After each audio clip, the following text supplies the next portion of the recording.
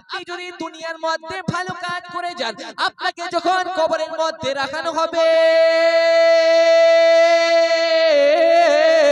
কবরে রাখার পরে আমার আল্লাহ পাক আল্লাহ তাআলা, আপনি যদি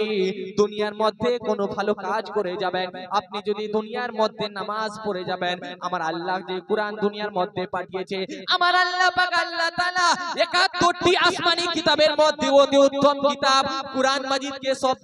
শব্দে আকারে পাঠিয়েছেন। আমার আল্লাহ সেই কুরআনের মধ্যে ঘোষণা করে আকিমুস সালাত, তোমরা যদি ওই কুরআনকে যদি তোমরা দুনিয়ার মধ্যে ফলো করে নাও, আমার আল্লাহ পাক আল্লাহ তাআলা ওই ছোট্ট মাটির ঘরটিকে জান্নাতের মধ্যে বদলে দিবে।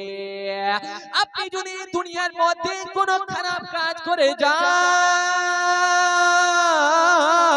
আপনি যদি দুনিয়ার মধ্যে বাদ আমল করে যান, আপনি যদি দুনিয়ার মধ্যে নামাজ না পড়েন, আপনি যদি দুনিয়ার মধ্যে চুগলি করেন, আপনি যদি দুনিয়ার মধ্যে জিনা করেন, আমার আল্লাহ পাক আল্লাহ তাআলা